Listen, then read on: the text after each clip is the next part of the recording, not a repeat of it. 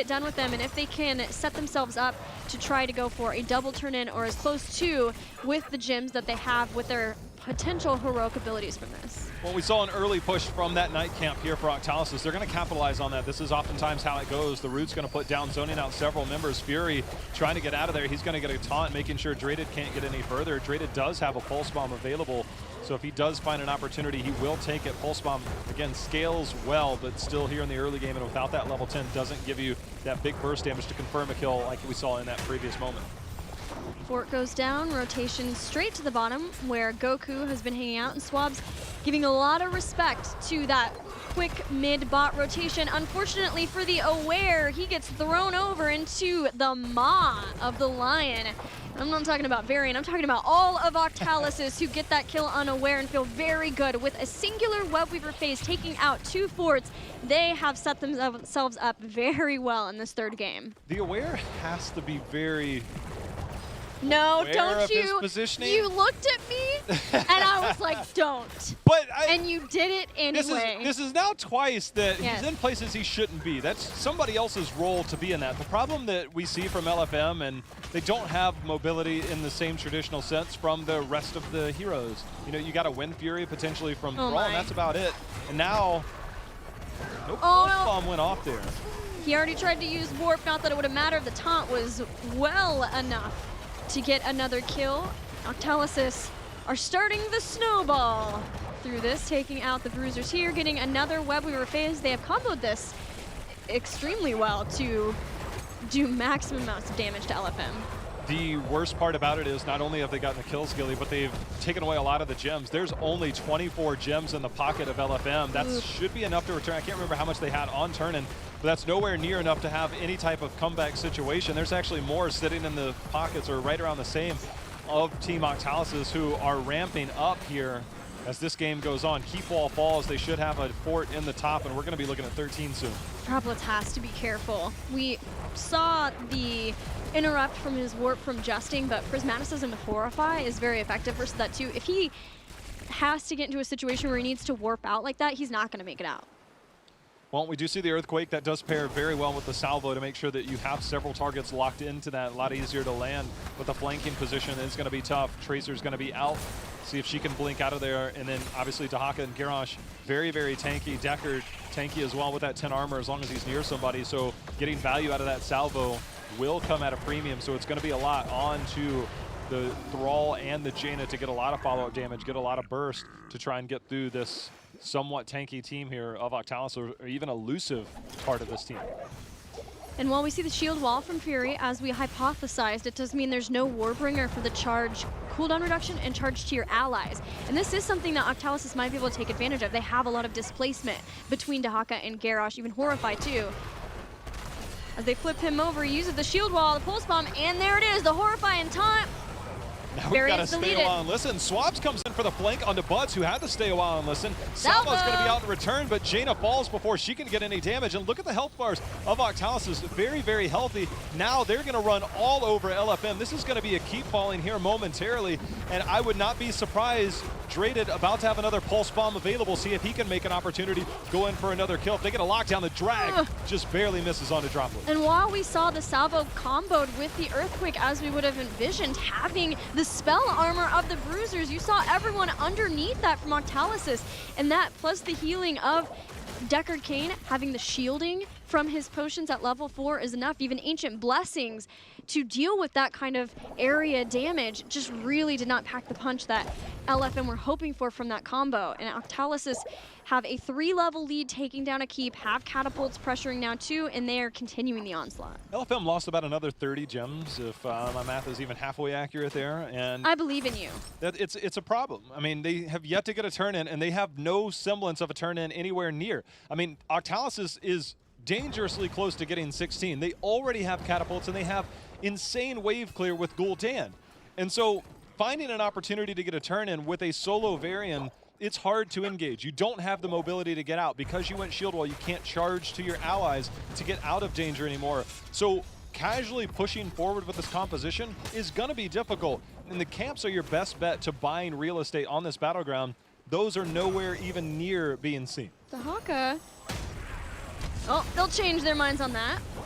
This time a recall is good from Draded, and there's no fear once that combo initially goes out. As long as Draded lives through it, then Octalysis can get aggressive. Shield wall going to keep the pulse bomb there. Justin very far forward. Salvo's going to come out, see if it's enough damage. Thrall's actually going to be the first to fall. Droplets barely gets out with a warp. We're going to see the corruption going out, trying to get some damage done. Goku's going to land a tongue.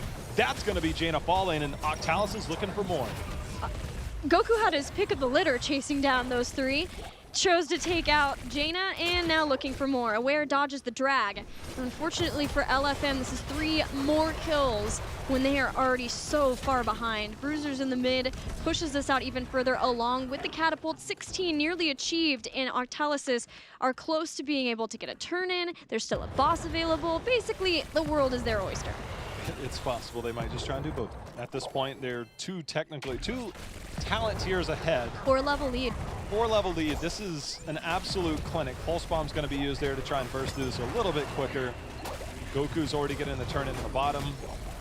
This is going to be one heck of a push that LFM has to deal with. Between a Phoenix and a Jaina, they do have it. The problem is, does Octalysis simply walk past everything that LFM is trying to defend with and just try and get the takedowns and in the game?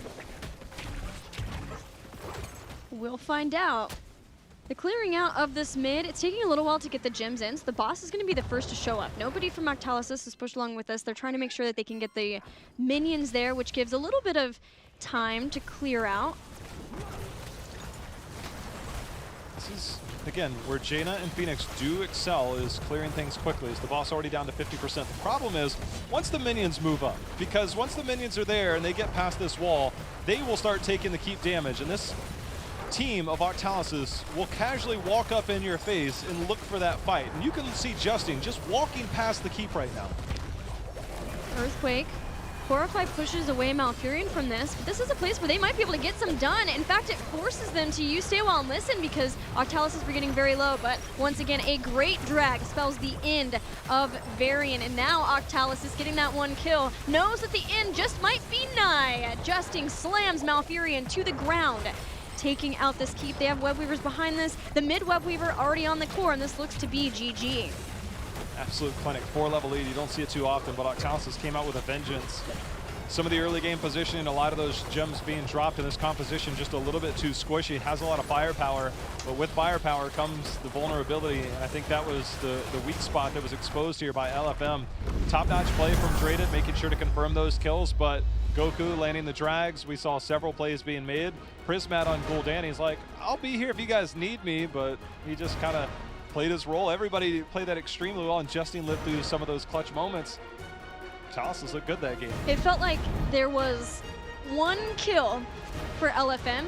They got the 1 kill on Tracer, and after that, Draded was like, I need to pick up the slack from this. And after that, you know, we saw the attempted gank onto Haka down in the bottom. Draded showed up for that. The cooldowns were used trying to get that kill onto Haka. And then that double kill, taking out both Thrall and Jaina at once, that was a big problem because already there had been a lot of structural damage done. That Gul'dan with the wave clear was really good for Octalysis, and because they got a Web Weaver turn in, had the experience advantage from those couple of kills, and they snowballed that hard. 2 forts in like a 2-level lead with your first Web Weavers. I mean, you're asking for a difficult comeback. I think LFM, again, when you run compositions like this, we've seen it from certain teams, is that you can draft a lot of damage, but it doesn't necessarily mean that you gain an advantage in terms of the real estate on the map, because once you lose the first Web Weaver phase or any of those waves get pushed up to you, you can clear them, but that doesn't mean you can step out, and that was kind of the biggest thing. We saw some very good flanks coming in from the Thrall. The Earthquakes were there, but Garrosh, every time he takes more and more damage, gets more and more armor, and you could see it was almost like the tipping point. If you could get past that, get the Garrosh takedown, but they weren't able to do so, and it's hard. You can't lock down the Tracers easily. Garrosh up there, and Deckard and Garrosh just somehow seemed unkillable. Well, we've been talking a lot about the changes that came in for both of these teams, so let's take a closer look at some of the roster changes, starting with LFM Esports. This team did go to the Crucible, but defended their spot versus XD, and then acquiring Fury from Gale Force Esports and picking up Droplets, who played for King's Gambit, a team with the Ebros, had a lot of hype behind them, almost claimed another spot in HGC, and then Draded released from there because he came over to replace either Kira or Dansky, and then Prismaticism coming back to Octalysis. When you saw these two roster changes, these two rosters, what were your immediate thoughts?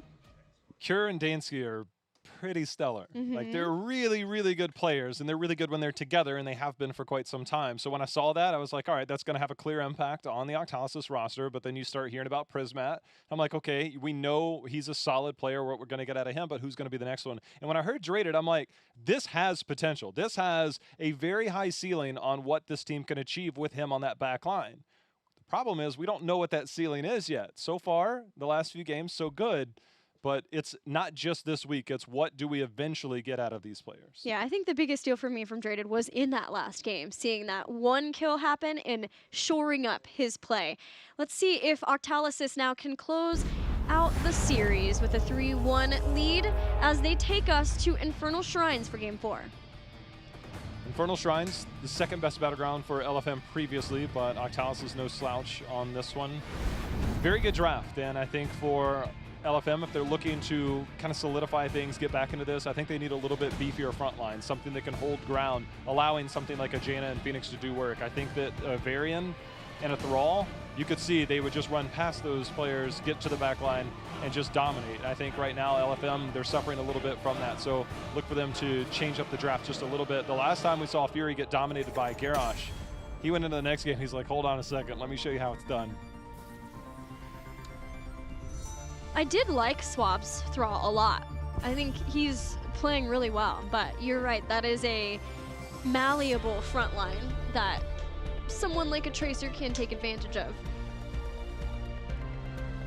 We've had a lot of Genji bans and Malfurion, though Malfurion was finally let through in the last game. LFM choosing to change things up and ban Blaze. Yeah, the Blaze ban, it made sense for what they were trying to do, and it keeps people from hopping in a bunker, thwarting a lot of the damage, including the salvo. I wouldn't be opposed to them just picking the Blaze this go around, but as you said, the Genji priority, things of that nature, have definitely been prominent in this. It doesn't necessarily have the same impact on Infernal Shrines, but the Phoenix obviously very strong here. We'll see how they try and play around that. Sonya is also another hero we see rise in priority on this battleground. There's also not been a single Hanzo this game, and though we didn't see the explosive arrows build on this map yesterday, it is still something that can give a lot of control over the skeletal defenders or snipe them away from your opponents. Also, Alex Straza continues to be a fan favorite or team favorite. Buds is one, right? Yes. I think Buds in general, he likes meta supports, but he also has his niche favorites. That's how I classify Buds, but he can play anything. He has, just like Collusion, turned into such a phenomenal support. Former tank player. I used to think he was so good at tank. And then all of a sudden he's going support. I'm like, wow, that's so different. Buds went from range to support. Collusion, and he played a lot of Tyrande, so... Dude, my favorite part was when we got to the later part of Phase 2 when it was like, all right, let's have a little bit of fun. Collusion played a Stitches on Volskaya, and he just was landing hooks left and right. And I'm like, that's the Collusion I remember. The thing I always think of is when he told me, of course, when I switch over to support, that's when Diablo comes back into the meta. He loved Diablo. He used to, he was back on the day. I'm trying to remember the different names that they went through, but he was very much an ETC player back in the day. A lot of people were, but he was pretty good at it. Either way, we do get the Genji ban, this time on the side of Octalysis going against LFM. Sonya, as we talked about, has high priority, and first pick Sonya, that's how high. All right. That happened yesterday on Infernal Shrines too. Especially with the Blaze ban, LFM is staking their claim on that solo lane. But Goku has his pick of a lot of different heroes, so we'll see what he wants to bring there. I do believe Goku is willing to switch over into a Leoric sometimes when he wants to, and having that kind of clear might be something that Octalysis wants. Leo was such a staple in the early part of this year for North America, and then everybody realized he wasn't as good as some of the other heroes, and he kind of fell out. He comes back at times, but I feel it's very situational. You know who's a Goku hero that I forgot about, though it's not on this map. All right. I mean, yeah. And Artanis, like everything, but who I was thinking of was Ragnaros. Ooh, it's been a while since we've had some Ragnaros. It's probably going to be a little bit longer. Probably. Johanna, we saw made it to the second ban, ended up getting banned out. Malthael apparently is another Goku hero. But Johanna, where does Johanna actually come into play here? And this is another battleground, much like Tomb of the Spider Queen, where I feel her effectiveness definitely goes up. This is a matter of where other people see that lies, because Garrosh isn't as effective on this battleground, a little bit harder to get tosses, especially when there's so much around you. You really have to be in perfect positioning. Really like those two pickups. Both have an option for heal reduction, which can be problematic for Sonya. Also, it's a pretty old school counter to pick Malthael against the Sonya, and it is a Goku hero that we've seen before. On a Pale Horse lets him try to make those dual lane rotations when his team's on the Shrine. But with the Malfurion pickup, we're not going to see Alexstrasza for Buds, but maybe the Aware will want to play the Dragon Queen. Malthael, just to me, he's so vulnerable nowadays, considering everything else that's out there. Deckard's going to be there. We are going to get the Hanzo again this go-around. See how that plays out. Malthael, again, could potentially go last rights. The counter generally towards something of the nature of a Garrosh and things like that to do that percentage-based damage.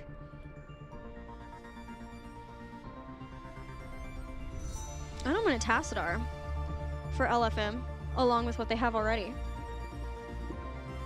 There hasn't been too much Tassadar play. But Phoenix has to come in. I feel if you're Octalysis, you're either going Mage. I think Phoenix does really well. Obviously, the AoE splash on this and getting value out of that level 1 talent as well. But Johanna, I feel it's going to be like a Johanna Phoenix. You got to get one or the other. And I feel LFM, they targeted Johanna last game. Curious if they're going to do it again this game, unless Octalysis bans it out, if they have something in mind here. What do you think Octalysis is considering for their ban? A tank? Do they ban? Wasn't it Octalysis who banned Johanna last time? We were considering that? The Fury ban. Take away the playmaker. I think that's fair. When Fury was playing ETC, they looked very scary. It's a much different feel when you have that constant threat. You're not getting the right type of lockdown, especially if you can stay a while and listen. Stay a while and listen to a dance party, I guess, if you want to. And Garrosh is less appealing because Last Rites is annoying for a Garrosh, so there's already less that LFM would like for their tank, and then Octalysis is going to get first choice in their next 2 picks.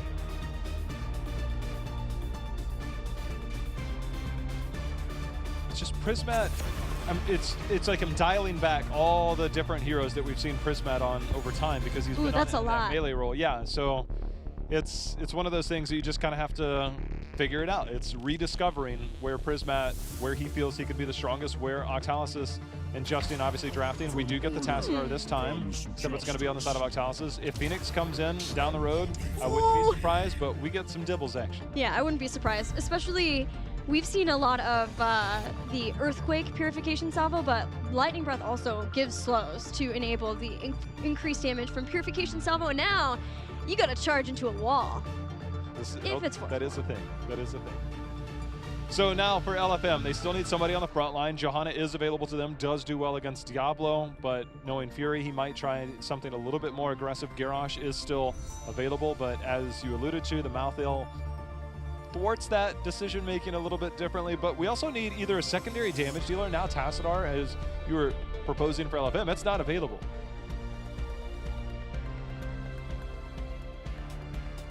We've seen Figgy play Jaina, mainly Jaina, right? There was some Jaina action. I think he also played a Genji game. This is the fun part, is figuring out what everyone on their new roles is comfortable playing, what their favorites are, what the trends are for teams. They're gonna take the Phoenix. The Stitches pick though. When in doubt. Hook them out. Oh yeah. I don't know where you're hooking them in this game though. I feel like it's more just like Stitches standing on the front line. Okay, so Tassadar doesn't necessarily need somebody to support. It generally helps, but this is a battleground where it's a little bit more okay. The fact that, the Tassadar was picked up with the Diablo, it handles potentially some burst damage, but is there something you want to pair it with? You know, we saw Vala for No Tomorrow yesterday. When you start to look at viable auto attack heroes, there's not a lot left. I don't necessarily advocate a lot for Vala at this point. Yeah, if the hope was Phoenix, who, by the way, combos nicely with Tassadar because Tassadar's shield is taken for shield capacitor. That's not happening. I'm actually a little bit... Are you surprised not to see Medivh instead of Phoenix for LFM? It does feel like it was a nice steal for them. Oh, I'll just go back to Gul'dan.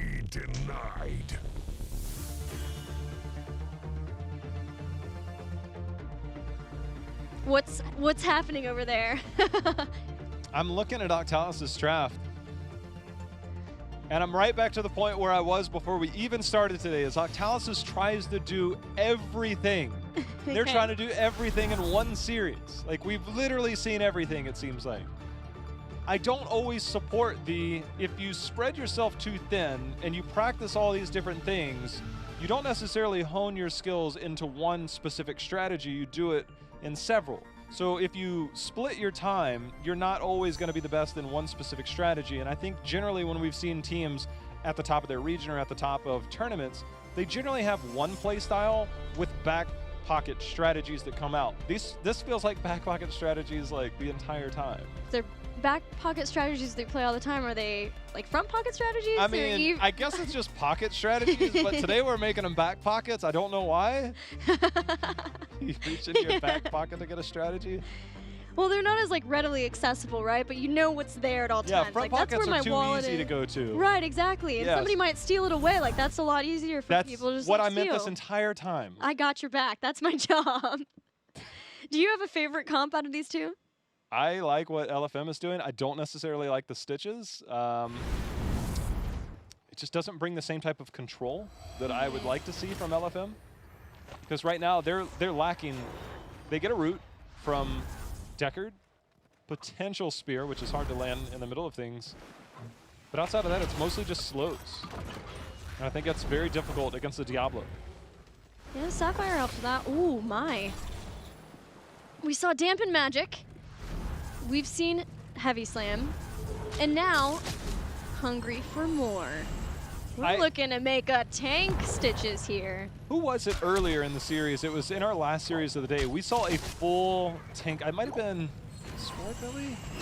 It was a full tank. It was hungry for more, amplified healing, and then the Devourer at level 7, and Fleabag at 13 to get the cooldown reduction on that. The rest of the team didn't really get any value because I think they had died before level 16. Well, but it always intrigues me. For LFM, hopefully that is not the case, because they need this win to take it back to Game 5.